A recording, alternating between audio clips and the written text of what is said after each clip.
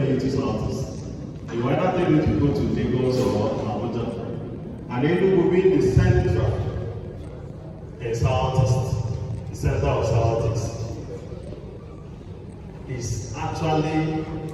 There is actually need for us to put more light in these things that we are doing. And we are encouraging others and other sectors to always be part of this mantra.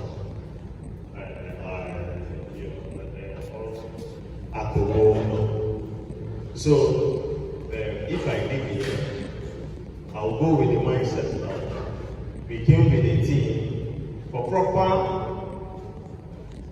enlightenment on land. And that proper enlightenment on land is what will develop Southeast. And whatever that we need to support this, we will do it. So, the organizers, I thank you again for creating this forum in Southeast. And we will take it down to the doorstep of wherever we come from. We shall not care that we endure our professionalism, our professional intake. We will give it without fear or favor. We will do it without asking for a dime. Thank you for giving us this opportunity once again. Thank you, but please, I've just been informed that the first minutes was what we were located, and because she spoke for too long, we're giving 4 minutes. That does not mean that the next person cannot, after maybe summarize something with another 2 minutes, but speak for 4 minutes. Moderator, take it up from there. Thank you. Thank you so much. Right now, moving straight, I would like to call on Right Honorable Barrister Valentine Ukike, who is the Commissioner for Special Duties, Ebonyi State. What special things can you do to encourage and attract investment into your region, to your state? What can the Nigerians in the diaspora expect from you? What insight can you throw into this? Maybe what the government is doing, or what can help them, maybe in terms of providing information and so on and so forth. Right Honorable Barrister Valentine. Thank you, Mr. Moderator. I will not spend too much time because the reason why we are here is self-explanatory. I want to first of all thank my chairman of this company, Right Honorable Mrs. Advocacy, for her passion in driving the activities of this company. I don't think any other people would have done it better than her because everything she does reflects this company. Anyway, so thank you, ma'am, for all the support and the effort. And to Dr. Mofo, you have actually summarized everything, even the question you just asked me. From the overview you gave us,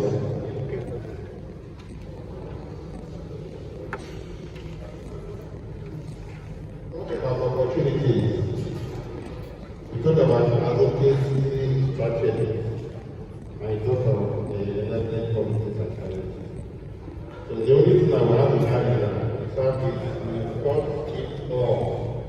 We have the human and the natural resources getting to the chart. And the only way we can do that is when we have this relationship with our brothers and sisters fully involved, who are experts in different things that we are for, who are willing to come and invest in Nigeria. And this is one message that I think is out there, which is all the time. So, for me, the Southeast has the opportunity right now to come together. Especially Diaspora Investment Office, if we talk about it. It's very catchment.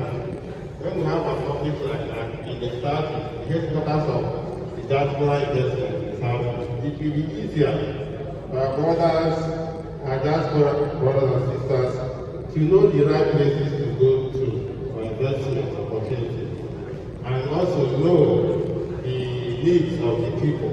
Some of them have lost contact. They don't come home. So it's only when we have, things like in office where they can form. For instance, if we do not have diaspora desk in the state, it will be difficult for instance, to connect people who live abroad. But because of the office, we've gotten a lot of engagement through this office, courtesy of our boss, chairman of it. So it's very important that we come together as a government of the 5 state governors to come together and have a common front to be able to see how we can attract our brothers to come and invest in the Southeast. There's nothing we don't have in the Southeast. There's nothing we don't have in the Southeast. So it's very important that they do that. And you also talked about creating technology hub and partnering to revitalize management companies. It's very important. Very important. So these are just the advantages we have when we have the right people. We connect to come down to their mother, land to invest. For money. We're already doing that. The governor of Ebonyi State is building a technology hub, ICT University, world class. And I believe that when that is done, we have a lot of activities. If the state government project, thank you. Well, I've been told that myself, and I want to say that for us to drive these processes and investments, for our brothers to come, first of all, we must give them guarantee that their investments are protected. And the only way we can do that is for states to enact laws like we have in Ebonyi, investment law, protection law, whereby when somebody invests in Ebonyi, you are sure of getting back investment. If for any reason there's a breach, or for instance, the government comes and the government takes over and wants to undo what the former government did, there's no way you can do that. That law protects you to and recover your funds. So for purposes of time, I want to thank the organizer and say that the South is viable, is ready to attract this investment, but we must produce and protect those who will come by giving them the right, having access and the programs of government. Thank you very much. Thank you so much. One of the key points I got from what you said is when you talk about solid minerals. The wave of the moment now is critical minerals, which is a subset of the solid minerals we're talking about. And that's what they use in ICT and animations, in AI, and so on and so forth. And Nigeria has it in abundance, and there is quite a lot of them in the Southeast region. So if we can move from just mining and extracting the raw materials from Nigeria and selling to the developed world, we can begin to add beneficiation to it. We can begin to process it. And those are solid investment opportunities that we can take advantage of. Thank you so much. I would like to talk to Honorable Princess Obiawu Ubu, member of the Enugu State House of Assembly, representing Enugu House. Honorable, what are your take? Hello, Monday. Thank you. Okay, good afternoon, everyone. Thank you, Dr. Emeko, for I beg from Stanford, well-established protocol to see what my take is. I hope that everybody here will agree with me from the opening address, welcome address from His Excellency Barrister Dr. Peter Simba, who was ably represented by the SSG, Professor Chidebere Onya, to the keynote speech, to the welcome address by Chief Mrs. Labiri, that you can say confidently that Enugu is ahead of other states in the Southeast when it comes to Nigeria and diaspora issues.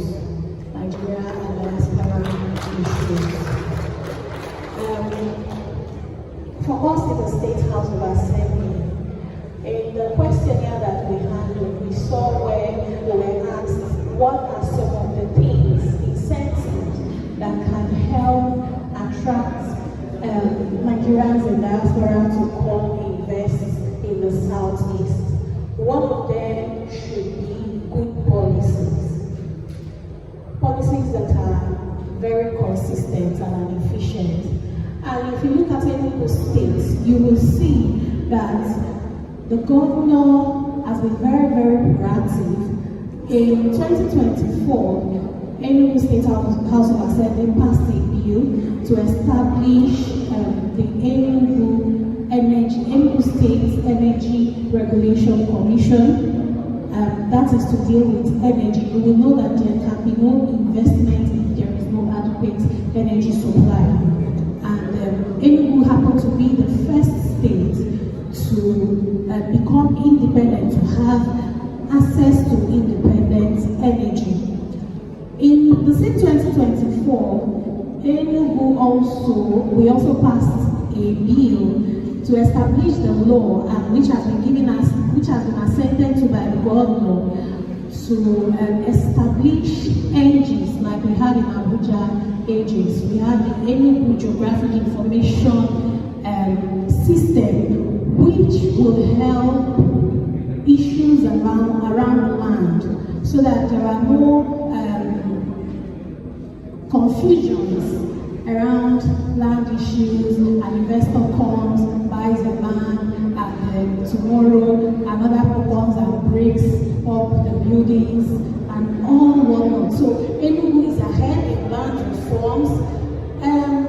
Water is a basic amenity. Same thing in 2024. We also passed the Enugu State Water Users Association law that enables proper irrigation and water management, which will also control flood for those who want to invest in agriculture. Let me just mention this few for now. But how I feel about this? Oh, did I forget to mention that Enugu already has, we already have a diaspora desk in the Enugu State Government House, and you could hear the SSG and the Algon chair say that they will replicate these desks in all the 17 local governments. So what I feel and my take about all of this diaspora partnership with the government is that I feel Enugu is well prepared and beckoning on our people in the diaspora who want to invest in the Southeast to begin to come to Enugu. Enugu has expanded. We have even gone as far as making other areas which were rural areas to become urban areas, thereby expanding the places that you can actually get lands to do your investment. So my take is Enugu is very ready for the diaspora partnership, and we beckon on everybody in the South to come to Enugu and put your investment. Thank you so much. Nigerians in the diaspora, I hope you heard her. She said Enugu is what? Ready. Enugu is ready. So they are waiting with open arms to receive your investment, and to support you. Prince Emeka Mbachima and TV, you're welcome. A lot has been said about sensitizing, creating awareness, getting people to know about the opportunities, what needs to be done. What are your experiences? How can this be done? How can we get the diasporans to know these opportunities and invest in Nigeria for Nigeria's socio-economic development? Thank you. Thank you very much. I think you've hit at the core of the challenge. And I'm very happy that the person who is leading the Nigerian Diaspora Commission is someone who has a DNA in media. Honorable Abigail, you understand it, and I think you've been doing a great job. Because I think what we need more than any other time is good storytelling of the people who have made investments, who have come back, who have made investments. That's the number one thing, that we curate the stories and we share it with people who are hesitant to come back home to invest. Because half of the time, all you hear, especially about this region, is stories of insecurity. This person has been shot, this thing has happened, and all of those things. But it's important that we elevate our storytelling. And elevate it not just with regards to, because this is something that those of us in the media space often do, is that we see things purely from news. It's just, okay, this event has occurred now, we just report it to the news. And news these days has a 24-hour cycle. After 24 hours, everything is done. You know, there's other news that will happen, other things will come. But it's great storytelling that we need. In terms of, one of the great examples, everyone here who is of a certain age will know something that's called Corporal Dawn. Okay? That drama series done by NTA in the 80s, you will remember it. You will know what it meant, how it changed our agricultural policy, how it helped storytelling. And I think that is what we now need to see more. I would like to see NIDCOM make some investment in Nollywood, in the stories that tell of how our diaspora people are coming back and making a great success in specific areas. That is something I think will make a significant difference. Because if you look at the Indians, I overheard when you were speaking, when Honorable Advocacy was speaking, she talked about the Indian diaspora, talked about other diasporas. If you look at whether it's the UK, whether it's the Indians or the Chinese, it is storytelling. And I think that is a critical thing we must do. Because there will be negative things will happen, but let's pick on the good things that are happening and the good plans we have and storify them and tell more stories about this and use all the digital platforms that are available, whether it's social media, whether it's all the news platforms, and especially Nollywood, because Nollywood and our music travels much further than anything we can think of. I think that's how I see this sensitization. That's how I see how we can make huge impact that will travel beyond this. Thank you so much. Thank you. Please a round of applause for him. I picked the point you made about the need for us to share the success stories. That's very important.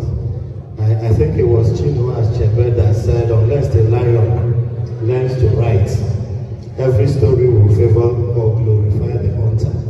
So in this case, we need to change the narrative. We need to look at what we push out there.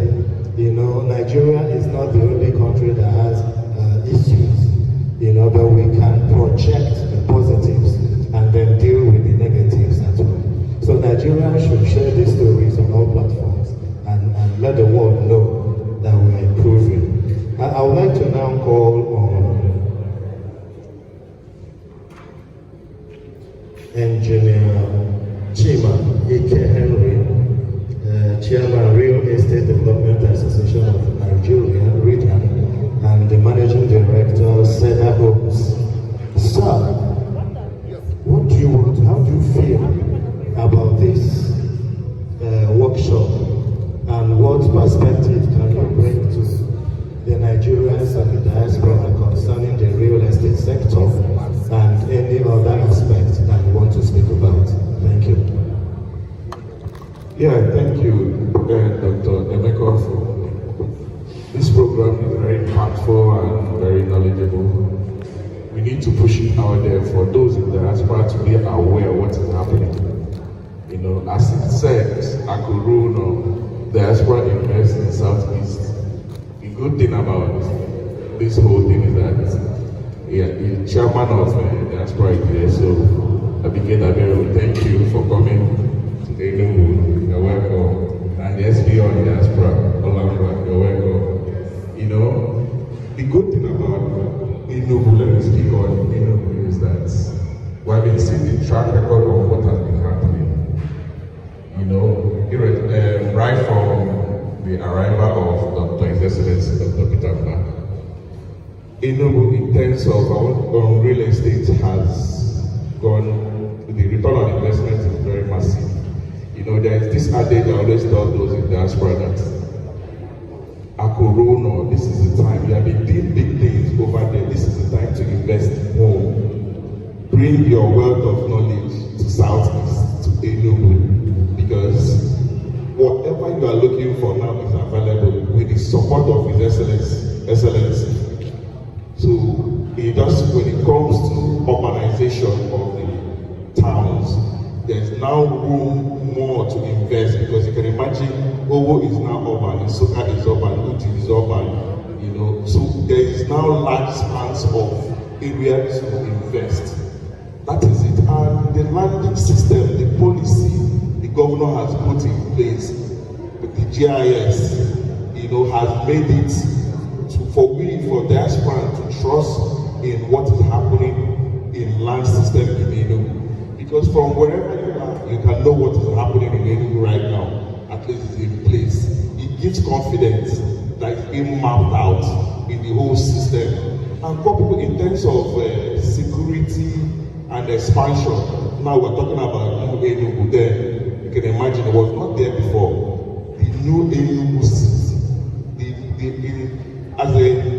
those in diaspora are not calling us what is happening in Enugu, because it's a city that it was not there when they left, but they are hearing about it now. These are some of the things the governor is bringing down. And when they say Akuruno, it is call for them to come back and invest. Most of them are looking for a way to invest, but they need that stability, that assurance that their money is safe, that their security, there is faster development coming up. And these are the assurance we are giving them. You know, there is this thing, some of them think that when you come, they will just carry it and put in pocket based on insecurity. But a lot of them that came back last year and testified that it's not as they used to hear in the media. So the media is going to play a lot of role to let them know what is happening, which we are doing that. We in real estate sector, we are the facilitators. We are the one telling you how it's going. And the lucky thing is that most of them understand that they need to come back home. And they are working towards it. And we, in partnership with the government, giving them assurance that this is what they need to do. They need to bring back their wealth back home. And the governor is ready to partner with them. You can imagine the ongoing hospital project going on in Enugu, our diaspora. A lot of projects going on in Enugu, our diaspora, because the state has welcomed them. So it's a milestone, and this thing we're doing here is sending a message to them that they can do more, because there's an avenue and room that when you come and you tell the government that you want to invest in so areas, it's welcome idea in terms of agriculture, in terms of technology, in terms of real estate. Because some of the people investing and transforming the state now are diaspora. They are leveraging on the exchange rate. So that is why we need to tell more of them to come back and invest more.